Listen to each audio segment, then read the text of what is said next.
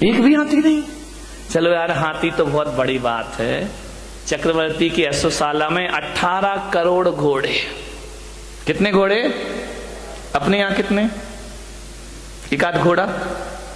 18 करोड़ घोड़े, 84 लाख हाथी, ध्यान रखना, और 18 करोड़ घोड़े। चलो घोड़ा भी बहुत बड़ी बात हो गई मेरे भाई। बारामती वालों, जरा इतना बताओ, तुम्हारे घर में एक आध गधा तो होगा? गधा भी नहीं है। ना तुम्हारे घर में हाथी है, ना तुम्हारे घर में घोड़ा है, ना तुम्हारे घर में गधा, एक आध गधा। इधर मत देखो, महिलाएं इतनी होशियार है, गधे का नाम हाथी बोले, इधर देख लो, विचार करिए। 84 लाख हाथी, 18 करोड़ घोड़े, तुम्हारे घर में एक गधा भी नहीं है मेरे भाई। गधा रखने की हैसियत नहीं है तुम्हारी, और अकड़ इतनी है कि शायद चक्रवर्ती के बाप से भी ज्यादा अपने आप को समझ। क्या औकात है चक्रवर्ती के? चपरासी की भी हैसियत अपनी। मालूम है चक्रवर्ती भरत के घर में 365 रसोई है। खाना बनाने वाले कितने थे? 365। तुम्हारे घर में काम वाली कितनी है?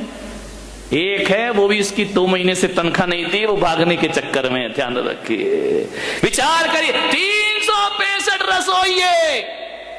वो कहते हैं कि चक्रवर्ती अपनी जिंदगी में एक बार जिस थाली में भोजन कर ले, दोबारा वो थाली उसकी टेबल पर नहीं आती है। ध्यान रखना, सोने चांदी के बर्तनों में भोजन करने वाला चक्रवर्ती मान्यवर कुछ नहीं है अपने पास।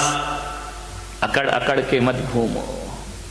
क्या हैसियत है हमारी, क्या औकात है हमारी? जब अहंकार आए, मान कसाए आए, तो चक्रवर्ती को याद करना, सारा मान मिट्टी में मिल जाएगा मेरे भाई, और मार्दव धर्म तुम्हारे जीवन में प्रारंभ हो जाएगा। आज उत्तम मार्दव धर्म है, होना चाहिए, बहुत होगा तुम्हारे पास, मैं विरोध नहीं करूंगा, लेकिन जो भी है उस पे अकड़िए मत। झुक कर मिलिए, हाथ जोड़कर मिलिए, व्यवहार अच्छा रखिए, विनम्रता से मिलिए। एक बात याद रखना, तुम महंगी कार में बैठकर जैन भवन तो आ सकते हो, महावीर भवन, लेकिन एक बात याद रखना, अहंकार की कार में बैठकर मोक्ष की यात्रा नहीं हुआ करती है। मोक्ष की यात्रा यदि करना है तो अहंकार की कार से उतरना पड़ेगा। अहंकार की कार पे बैठकर मोक्ष की यात्रा नहीं होती, विनय के विमान में बैठकर निर्वाण की यात्रा हुआ करती। झुको, विनम्रता, ये आपके जीवन को सफलता दिलाएगी। अकबर जब दान करता था ना, बहुत बड़े दानवीर हुए अकबर। जब अकबर दान करता था, निर्धनों को, गरीबों को, जरूरतमंद को, तो दान करते समय अकबर की निगाहें झुकी रहती थी। लोगों ने कहा कि सम्राट, बादशाह, आप सारी दुनिया को दान देते हैं, आपको तो बड़ा सिर उठा के दान देना चाहिए। अकबर ने कहा कि नहीं, मैं सिर झुका के देता हूं। बोले क्यों? बोले मैं देता ही क्या हूं? बोले आपके दर पे जो आता है आप उसे जरूर दिया करते हैं। अकबर ने कहा मैं कुछ नहीं दिया करता हूं, ना मेरी औकात है कि मैं कुछ दे सकूं। अकबर ने कहा कि मैं कुछ नहीं देता। तो बोले आपकी निगाहें नीचे क्यों होती है? बस बोले मैं अंदर इतना ही चिंतन चलते रहता है कि ये जो मैं दे रहा हूं ये मेरा नहीं है, देने वाला तो ऊपर वाला होता है। अरे ये मेरी किस्मत है कि उसने मेरे हाथों को स्वीकार किया और लोगों को देना मैंने प्रारंभ किया। देनहार कोई और है, भेजत है दिन रैन। देनहार कोई और है, भेजत है दिन रैन। लोग भरम में रो करे, याते नीचे। लोग कहते कि हम दे रहे हैं, आपने बोलियां ले ली, पैसा दे दिया, दान कर, ये आपने नहीं किया। ध्यान रखना, पैसे तो वेश्या के पास भी होते हैं मेरे भाई, लेकिन उस वेश्या के पैसों की कोई कीमत नहीं हुआ करती है। पैसा आपके पास भी है।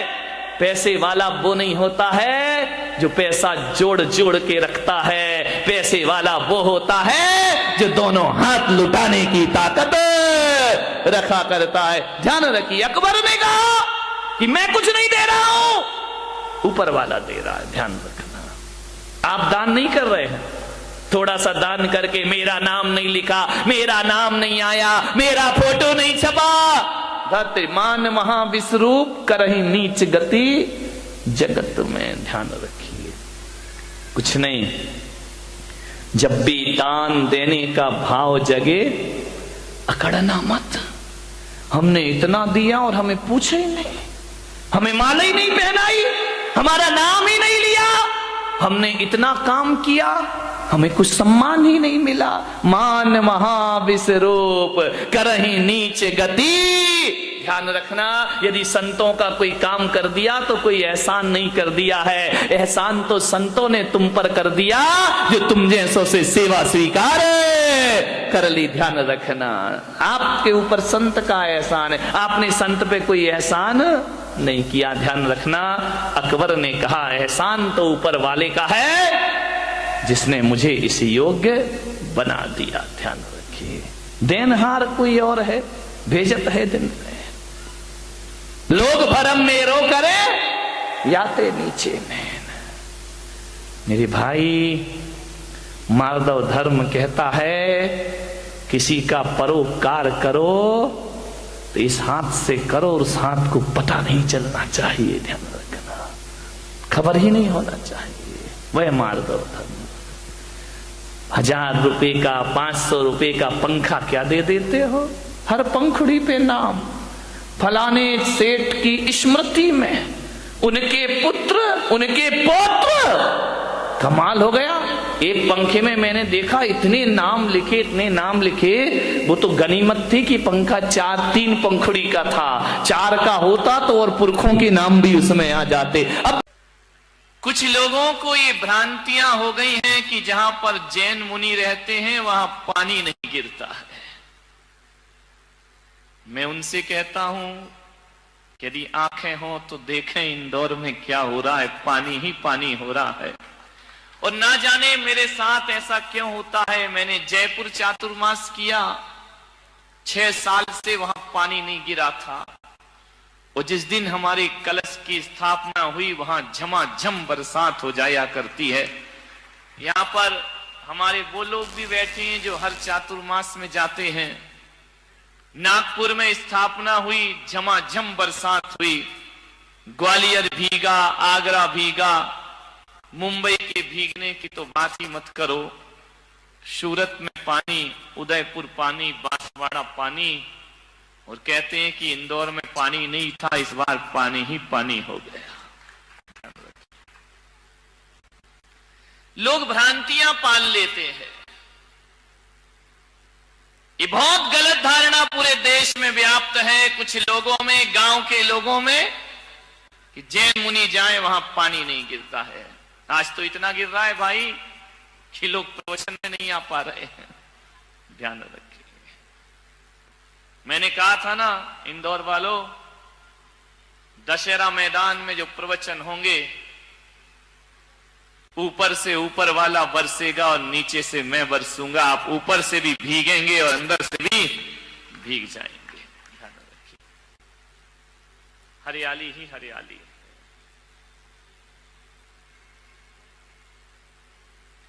लेकिन पानी भी तो देखो कैसा है। अभी तक के प्रवचनों में दिन भर पानी गिरा, लेकिन प्रवचन के समय नहीं गिरा। आज भगवान ने कहा कि चलो यार, प्रवचन में भी थोड़ा बरसा देना चाहिए, नहीं तो प्रवचन के बाद ही गिरा है पानी। कोई बात नहीं, भीगते रहो।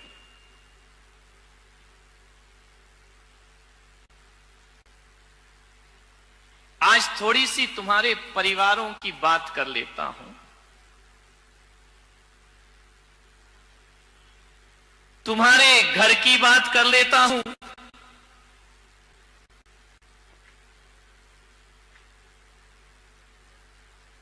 परिवार को चलाना है, परिवार को जीना है, परिवार को मजबूत बनाना है। प्रत्येक सदस्य का एक कर्तव्य होता है कि वह यह संकल्प कर ले कि किसी भी परिस्थिति आ जाए हम अपने परिवार को कभी टूटने नहीं देंगे। ध्यान रखना, पहले के लोग ये सोचा करते थे कि हमारा परिवार कैसे एकजुट रहे, कैसे बंधा रहे, और आज के सोचते हैं ये परिवार कैसे टूट जाए। ध्यान रखना, एक रखो परिवार। परिवार को जोड़ने के लिए 3 बातें आप याद रखिए। ये 3 बातें नहीं, ये 3 रत्न हैं। ये 3 बातें नहीं हैं, ये तीनों लोक की संपदा है। इन्हें केवल 3 बातें समझ के मत छोड़ देना, ये तुम्हारी 3 पीढ़ियों को सुधार देंगे। ध्यान रखना, 3 बातें आपको याद रखना है, और उन 3 बातों से तुम्हारा परिवार चलता है, तुम्हारा घर चलता है, तुम्हारा व्यवहार चलता है, तुम्हारा जीवन चलता है। मात्र 3 बातें याद रखो। 3 का बड़ा महत्व है मेरे भाई। यदि स्टेशन पर तीसरी घंटी बज जाए तो ट्रेन आ जाती है। ट्रेन का जो लोग इंतजार करते हैं, पहली घंटी, दूसरी घंटी, तीसरी बजी की ट्रेन आ गई। 3 का बड़ा महत्व है। विद्यार्थी स्कूल में परीक्षा देने जाते हैं, 3 घंटे बजते पेपर छीन लिए जाते हैं, क्योंकि 3 घंटे बज गए। 3 घंटी यदि बज जाए, 3 का बड़ा महत्व है। मोक्ष मार्ग में भी 3 का महत्व है। सम्यक दर्शन, सम्यक ज्ञान और सम्यक चारित्र्य जिसे मिल जाए उसे मुक्ति हो जाया करती है। और तुम्हारे रसोई घर में जाके देखो तो प्रेशर कुकर की 3 सीटी बज जाए तो भोजन पक जाया करता है, फिर और 4थी सीटी का इंतजार नहीं हुआ करता है। और जिंदगी को देखो तो बचपन, जवानी और बुढ़ापा, यहां भी 3 है, और 3 ही रोग लगे हैं। महावीर कहते हैं तुम्हारी जीवन में जन्म, जरा और मृत्यु। पूजा में पहले यही सोच के तो जल चढ़ाते हो ना कि जन्म का नाश हो जाए, जरा का नाश हो जाए और मृत्यु का ना। और जिस दुनिया में तुम रहते हो उसमें भी 3 लोक हैं, ऊर्ध्वलोक, मध्यलोक और पाताल लोक। एक पाताल लोक है, एक नरक लोक है, मनुष्य लोक है और स्वर्ग लोक। ये 3 ध्यान रखना, 3 हर जगह महत्वपूर्ण होते हैं। वैदिक परंपरा कहती है ब्रह्मा, विष्णु, महेश 3, और जैन परंपरा कहती है कि जासो पूजो परम पद देव शास्त्र गुरु 3। 3 का ही महत्व, जहां जाओ वहां 3 है। और ये मत सोचना कि 3 तिगाड़ा काम बिगाड़ा। 3 से काम बन भी जाता है और 3 से काम बिगड़ भी जाया करता है। 3 का बड़ा महत्व होता है। 3 से ही हमारी दुनिया चलती है। 3 से, और कहते ना, 1 बार माफ करो ठीक है, 2 बार माफ करो ठीक, तीसरी बार कोई माफ नहीं करता। ध्यान रखना, सोचना है आपको, 3 का बड़ा महत्व है। और जिस घर में 3 बहुएं हो, समझ गए ना, ये नहीं तो वो नहीं तो वो नहीं तो एक वाली कहां जाएगी बेचारी, कोई ठिकाने ही नहीं है।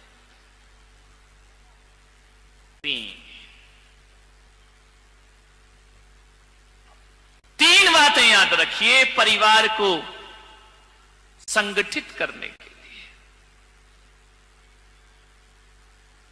3 बातें यदि स्मरण में रहे, उन्हें केवल बात समझ के मत छोड़ना। 3 बातें। अदालत में जज साहब कितने हथौड़े मारते जब माहौल बिगड़ने, 1 2 3। ध्यान रखना, 3 के बाद फिर कुछ नहीं।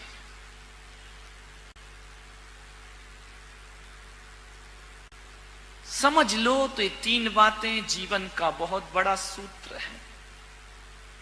ना समझ पाओ तो कोई बात भी नहीं है। 3 नदियां बड़ी प्रसिद्ध हैं, गंगा, जमुना, सरस्वती। संगम हो जाता जहां तीनों मिल जाए, प्रयागराज बन जाता है, तीर्थ स्थान बन जाया करता है।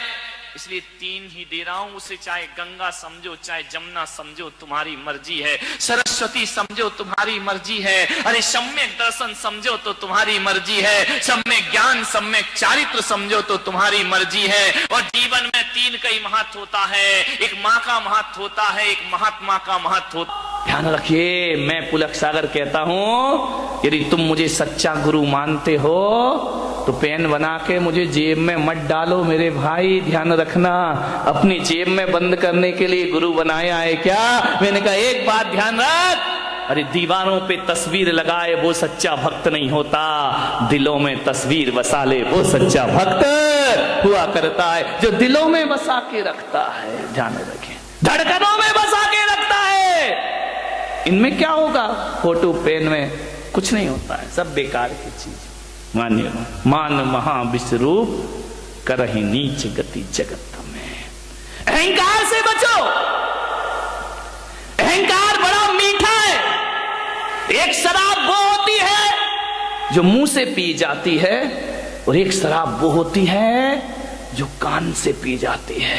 ध्यान रखना, मुंह से पी शराब तो चढ़ के रात सुबह उतर जाती है, लेकिन जो शराब कानों से पी जाती है उसका नशा जिंदगी भर भी उतरने वाला नहीं है। कान से प्रशंसा, अहंकार, प्रशंसा ऐसी शराब है जो कानों से पी जाती है। ध्यान रखना, ज्यादा प्रशंसा के भूखे मत बनो कि मुझे प्रशंसा नहीं मिली, मुझे प्रशंसा नहीं मिली। अरे गुलाब को कोई गुलाब ना कहे तो क्या उसकी खुशबू में कोई फर्क पड़ा करता है? ध्यान रखिए, जरूरी थोड़ी है कि गुलाब को गुलाब कहो तभी वो महकेगा, जरूरी थोड़ी है हीरा को हीरा कहो तभी उसकी चमक दिखाई देगी।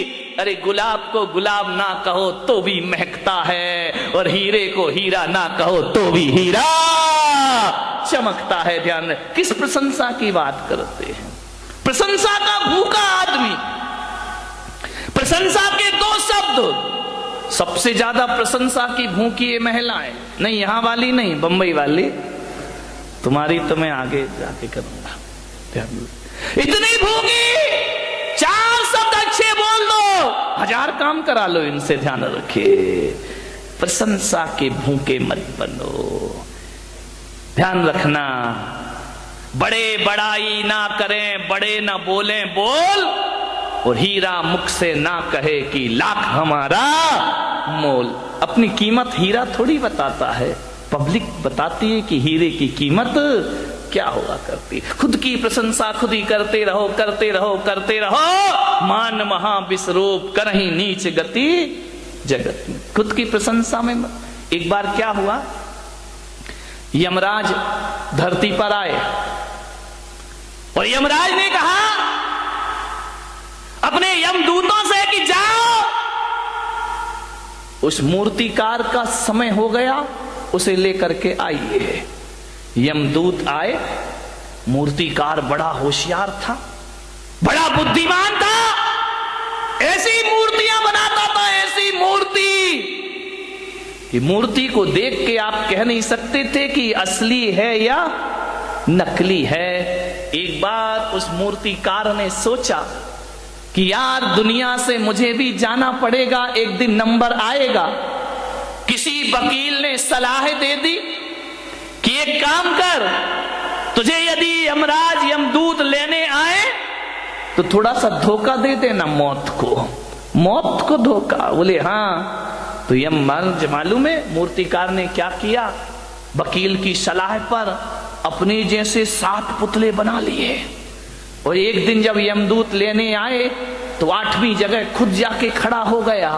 यमदूत ने देखा कि यार इसमें कौन है मूर्तिकार, ये 8 के 8 तो एक से लग रहे हैं, एक सी डिजाइन, एक सा कलर, एक सा रंग, एक सा रूप। यमदूत ने थोड़ी देर देखा, लौट गए। मूर्तिकार बड़ा खुश हुआ कि यार आज मैंने यमदूत को धोखा। जैसे ही यमदूत यमलोक वापस लौटे, यमराज ने कहा क्यों रे खाली हाथ आया? बोलिए तूने मेरा धंधा बिगाड़ दिया, जो भी जाता है खाली हाथ लौट के। बोले यमराज बहुत दिक्कत हो गई। यमदूतों ने कहा, यमराज ने कहा क्या दिक्कत हो गई? अरे बोले किसको लेके आए, किसका नंबर है? अरे बोले तुम्हें अकल नहीं है, सबके नंबर फिक्स हैं, जिसका है उसे उठा लाओ। अरे बोले ब्रह्मा जी ने थोड़ा गड़बड़ कर दिया। बोले क्या गड़बड़ कर दिया? बोले एक सी डाई के लोग बना दिए, एक सा चेहरा, एक सा रंग, एक सा रूप। अब बताओ कौन मूर्तिकार को लेकर आओ? वहां तो 8 खड़े हुए हैं। यमराज ने कहा कुछ भी हो जाए, ब्रह्मा जी कभी गलती नहीं किया करते हैं, कोई ना कोई कमी जरूर रखा करते हैं। अरे बोले महाराज वहां कोई कमी नहीं है, 8 के 8 बिल्कुल एक से दिखाई दे रहे हैं। हमने 1 घंटा देखा लेकिन समझ नहीं पाए कि असली मूर्तिकार किसका नंबर है, किसे लाए। यमराज ने कहा इधर आओ, इधर आओ, इधर आओ, एक मंत्र देता हूं। बोले मंत्र? बोले हाँ, एक मंत्र देता हूं, उन 8 के सामने एक मंत्र पढ़ना, जो असली होगा बाहर निकल आएगा, ज्यादा समय नहीं लगेगा। इंसान कितनी भी चालाकी कर ले, हमसे ज्यादा चालाक नहीं। यमदूत फिर आए, मूर्तिकार को पता चला कि फिर कोई लेने आ रहा है, फिर जाके मूर्ति के बाजू में खड़ा हो गया। यमदूतों ने कहा वाह क्या ब्रह्मा जी तुम्हारी कला है, गजब हो गया। 1 से 8 आदमी, कितना सुंदर ये पुतले बने हुए हैं, कितने सुंदर लोग खड़े हैं। वाह रे भगवान क्या तेरा चमत्कार है। अरे जी 8 इतने सुंदर हैं, कौन होगा वो महानुभाव जिसने इन्हें बनाया है, वो कितना सुंदर होगा।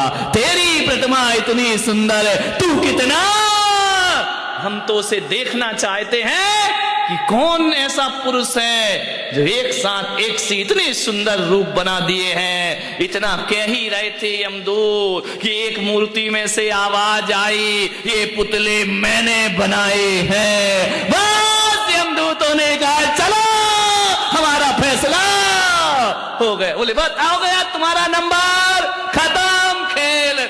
उसने कहा कि ये कैसे, मुझे क्यों पकड़ रहे हो? बोले बस हम यही तो पता करना चाह रहे थे कि इसमें असली कौन है और नकली।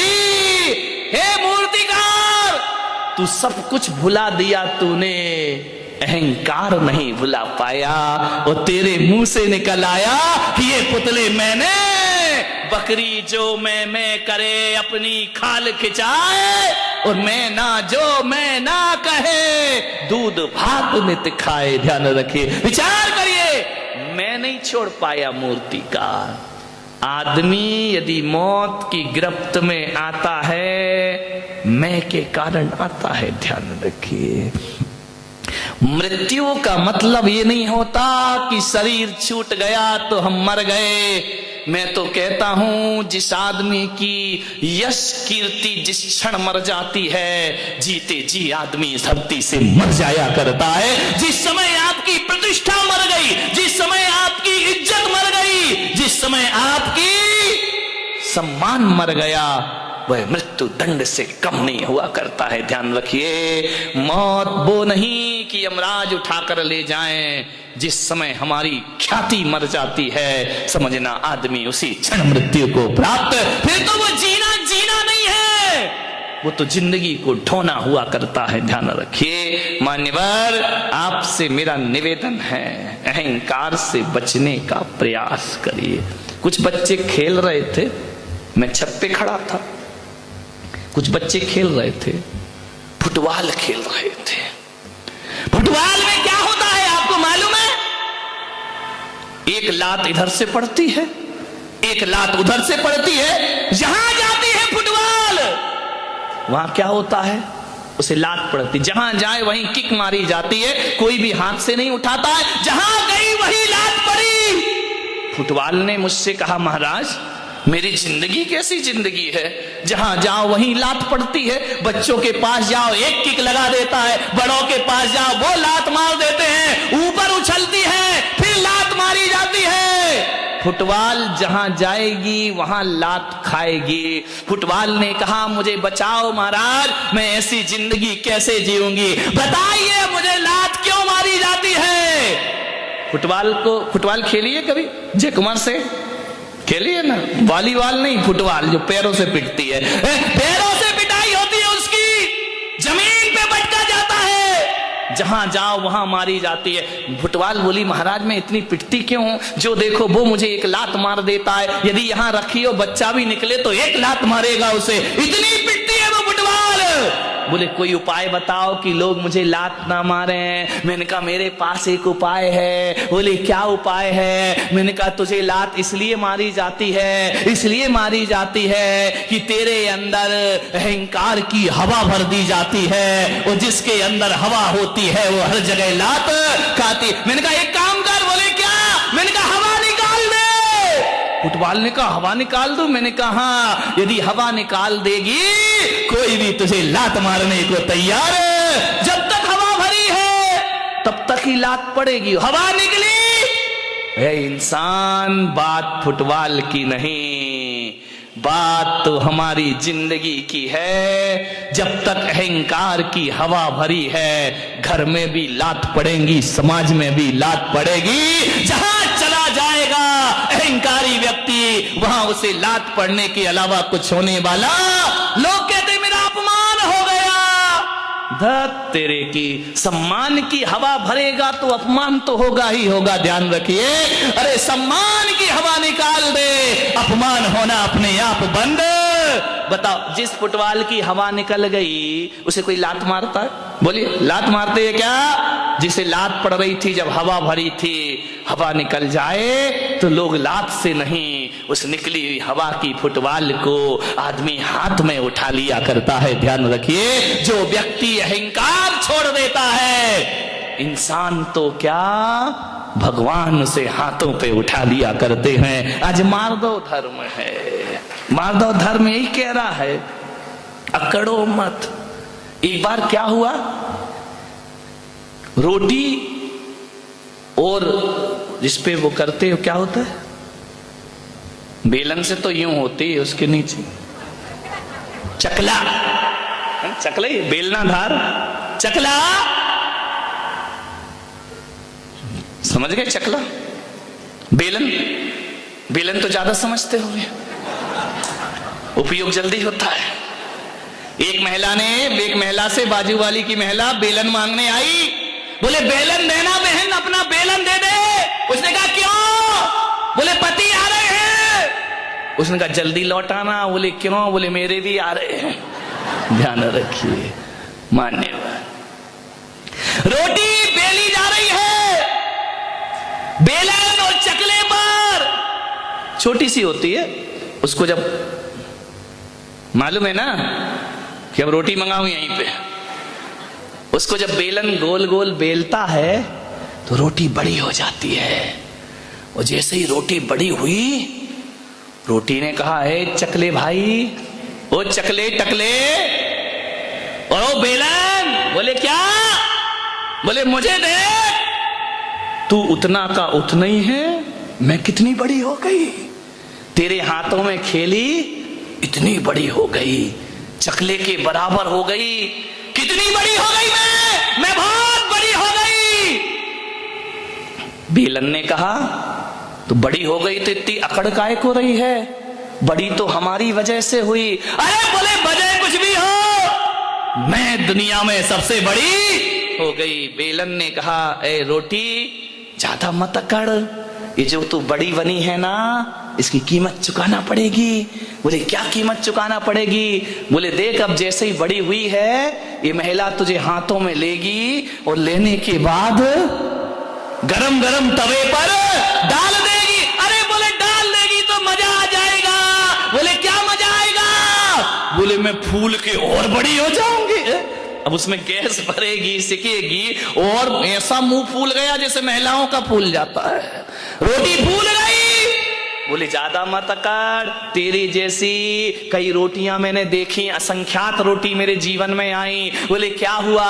बोले जब तू बड़ी बनती है तुझे तवे पे डाला जाता है, तू और अहंकार में फूलती है। और जब अहंकार फूलता है तो तुझे मालूम है क्या होता है? बोले नहीं मालूम, क्या होगा? बोले मालूम कर ले, होगा ये तेरे टुकड़े टुकड़े करके थाली में परोस दिया जाएगा।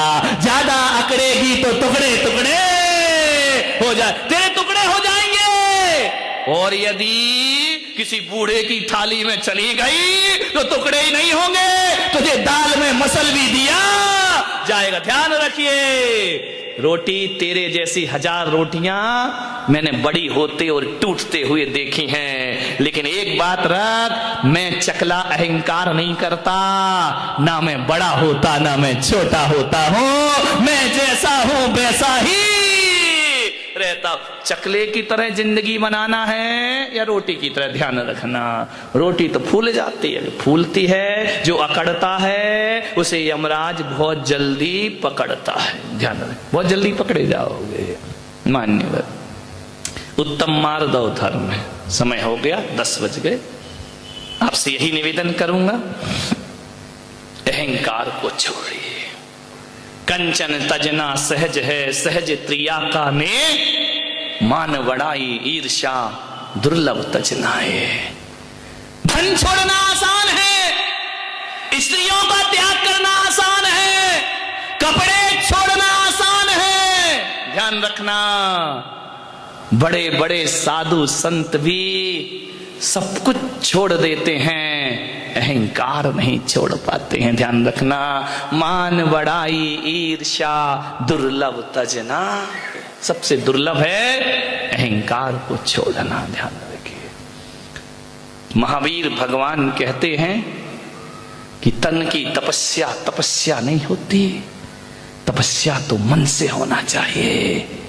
शरीर के कपड़े उतार के फेंकना कोई बहुत कठिन काम नहीं है, केस का लॉन्च भी करना बहुत कठिन काम नहीं है, एक समय भोजन करना कोई कठिन काम नहीं है, उपवास करना कोई कठिन काम नहीं है, पद विहार करना कोई कठिन काम नहीं है। अरे सबसे कठिन काम यदि कोई है तो अहंकार और ईर्षा को छोड़ना सबसे कठिन काम हुआ करता है। बड़े बड़े साधु संत भी अहम और वहम को नहीं छोड़ पाते हैं। ध्यान रखिए, मान्यवर, अहम छोड़िए, मालिक जो भी दे दे तो कर ले कबूल, कभी कभी कांटों में खिलते हैं फूल। ध्यान रखिए, जो मिला है प्रभु की कृपा है। ध्यान रखना, नहीं मिला तो सोचना, यदि नहीं मिला तो सोचना ये मेरी नादानी थी। ध्यान रखना, नहीं मिला तो ये सोचना ये मेरी नादानी थी, और मिल गया तो सोचना ये प्रभु की मेहरबानी थी। ध्यान रखिए, मार्दव धर्म जीवन में आ जाएगा। नहीं मिले तो नादानी, मिल जाए तो प्रभु की मेहरबानी। ध्यान रखो, राम कृष्ण बुद्ध महावीर जीसस सब कुछ पाके भी इनका सब कुछ खो गया था। ध्यान रखिए, लेकिन ये लोग वो महापुरुष रहे जो अहंकार में नहीं जिए। मेरे भाई, जितना विनम्र हो सको, जितना सरल हो सको, जितने छोटे बन सको, उतना लाभ होगा। ध्यान रखना, बड़े बनने में कुछ नहीं होता, बड़ा हुआ तो क्या हुआ, जैसे पेड़ खजूर, पंथी को छाया नहीं, फल लागे अति तो। छोटे बनो, बाहर से नहीं भीतर से छोटे बनो। कोई किसी पर एहसान कर दिया तो आंख भर आए कि नहीं, प्रभु की कृपा है, मेरे पास क्या है, कुछ भी किसी के पास नहीं। मान्यवर, अहंकार से बचने का प्रयास करें। आज दिन भर की साधना होना चाहिए, इसमें मत जियो अपने जीवन में कि हमने ये किया, हमने वो किया, हमने वो किया। तुमने कुछ नहीं किया मेरे भाई, जो उसने कराया वो हमसे हो गया। ध्यान रखिए, आप सबने सुना, अनुग्रहित हो। सभी लोग मंत्र जाप करेंगे। ओम ह्रीम उत्तम मार्दव धर्मंगाय नमः। ओम ह्रीम उत्तम मार्दव धर्मंगाय नमः। ओम ह्रीम उत्तम मार्दव धर्मंगाय नमः। ओम ह्रीम उत्तम मार्दव धर्मंगाय नमः। ओम ह्रीम उत्तम मार्दव धर्मंगाय नमः। ओम ह्रीम धर्मंगाय नमः। ओम ह्रीं उत्तम मार्दव धर्मंगाय नमः। ओम ह्रीं उत्तम मार्दव धर्मंगाय नमः। ओम ह्रीं उत्तम मार्दव